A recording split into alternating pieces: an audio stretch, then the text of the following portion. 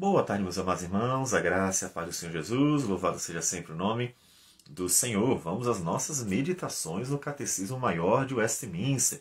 Agora a pergunta 53. A pergunta 53 é a seguinte: como foi Cristo exaltado na sua ascensão? E segue a resposta.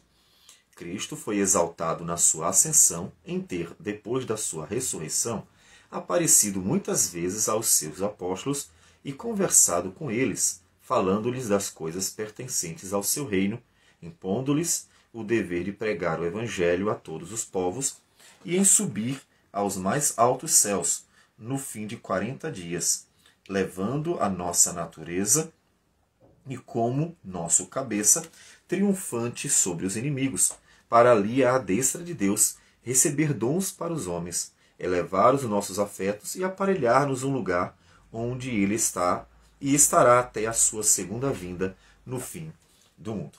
Pois bem, nós vamos ler Atos dos Apóstolos, capítulo 1. Alguns versículos diz assim. Ele começa dizendo que escreveu o livro para relatar tudo o que Jesus começou a fazer e a ensinar, até o dia em que, depois de haver dado mandamento por intermédio do Espírito Santo aos apóstolos que escolhera, foi elevado às alturas.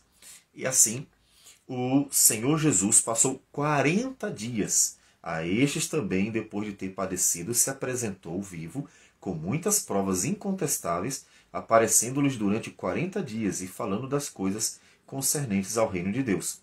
E comendo com eles, determinou-lhes que não se ausentassem de Jerusalém, mas que esperassem a promessa do Pai, a qual disse ele: de mim ouvistes. Observe que esse período é importante. Por que esse período é importante?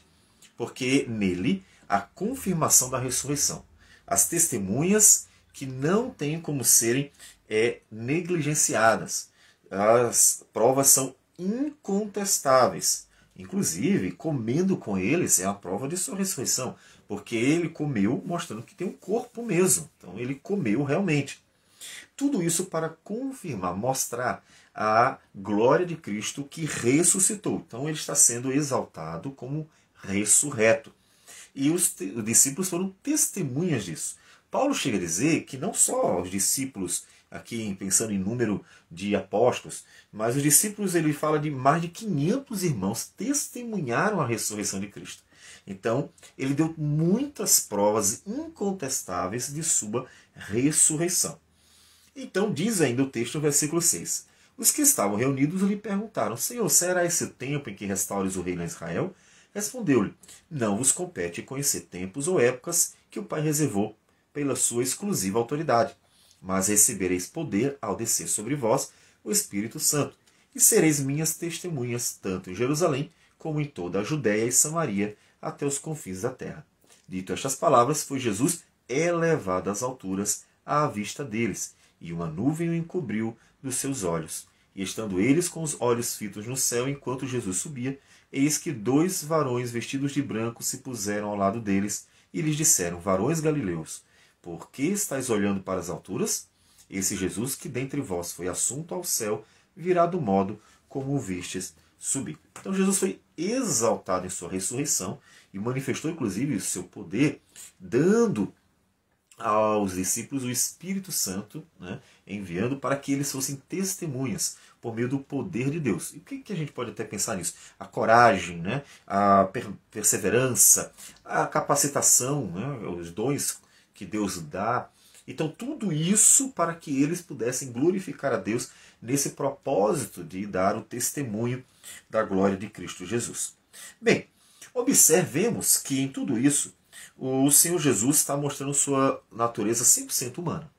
Nós vimos já que ele é 100% Deus e 100% homem. E é fundamental entendermos estas duas naturezas juntas e indispensáveis. 100% homem, senão ele não substituiria a gente. 100% Deus, senão ele não conseguiria cumprir a obra de redenção.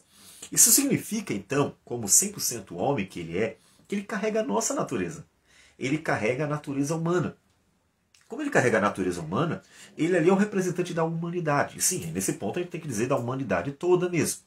Todavia, lembre-se que alguns foram unidos a ele pelo batismo. Então, a união com ele pelo batismo é que torna alguns aqueles que vão se apropriar das bênçãos, ainda que a natureza humana que ele carrega seja a natureza humana de todos, obviamente, né?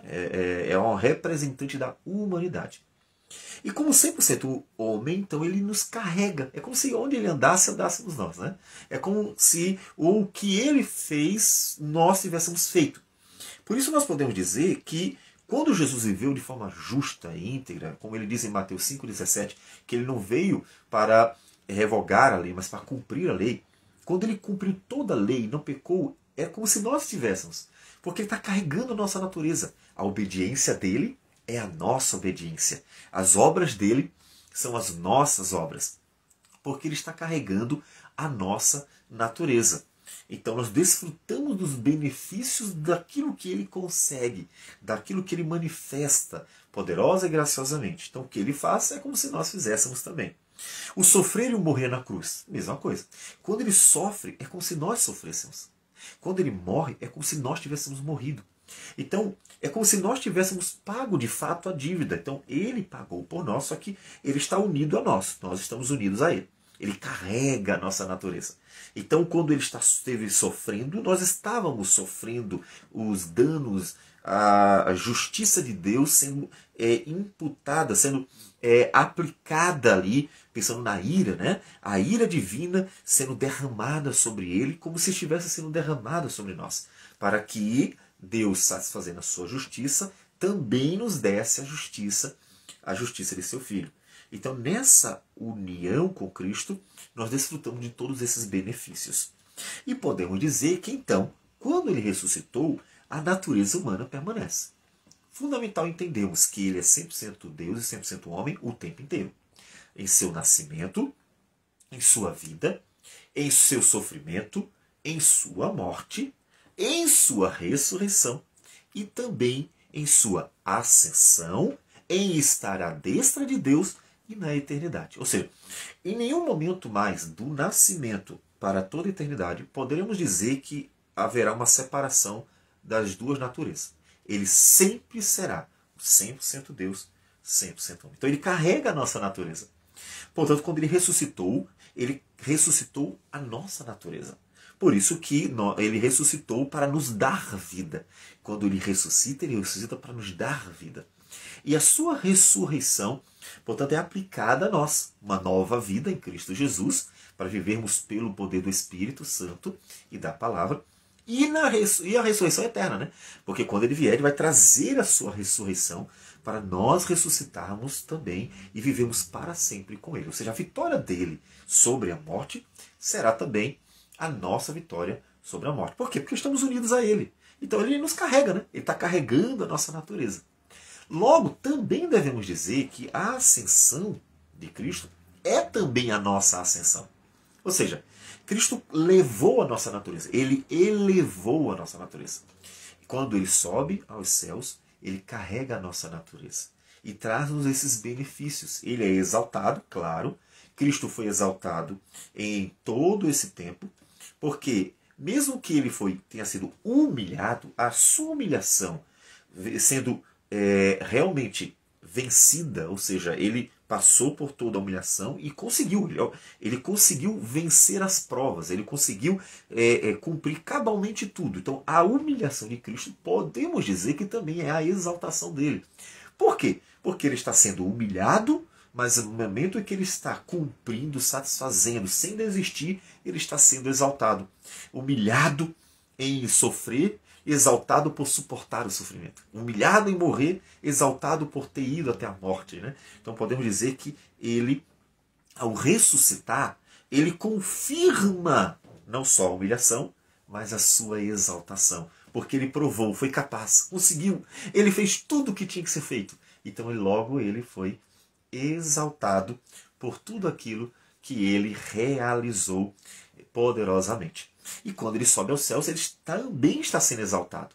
Exaltado acima de todos, diante de todos. Então ele está elevando a nossa natureza para, inclusive, apresentá-la ao Pai. Nós estamos unidos a ele, não somos um com ele, Então, já que somos um com Ele, estamos unidos a Ele, Ele carrega a nossa natureza humana perfeitamente, completamente, logo, Ele está elevando a nossa natureza. E, conforme nos diz o Salmo 18, versículo 48, podemos dizer que Ele elevou-nos acima dos nossos inimigos. Alguns salmos que nos falam sobre Deus colocar o salmista, e a gente pode dizer que é uma figura, um tipo de Cristo, colocaram acima dos seus inimigos. Salmo 18, versículo 48, diz a seguinte: o Deus que me livrou dos meus inimigos, sim, tu que me exaltaste acima dos meus adversários e me livraste do homem violento. Deus elevou Cristo sobre todos os seus inimigos. E isso carregando a nossa natureza. Logo, também fomos elevados com Ele. Ou seja, a vitória de Cristo é nossa vitória. E nós veremos isso, de fato, vamos desfrutar plenamente disso no final.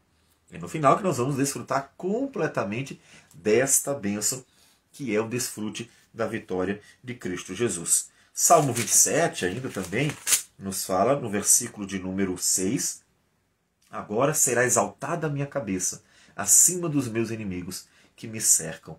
No seu tabernáculo oferecerei sacrifício de júbilo, cantarei e salmodiarei ao Senhor. Fomos elevados com Cristo por causa de sua ascensão. E expôs a sua glória e nos levou com Ele. E vamos ver os benefícios disso quando Ele voltar.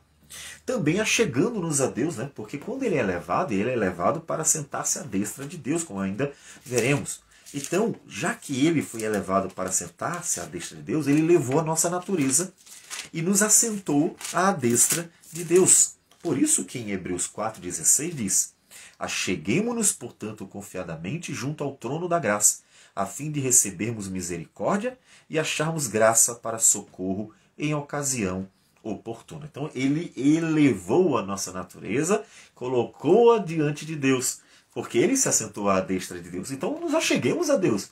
Deus já providenciou isso por meio de Cristo, que nos uniu a Ele, porque Cristo é 100% homem. Então, Ele nos levou à presença de Deus.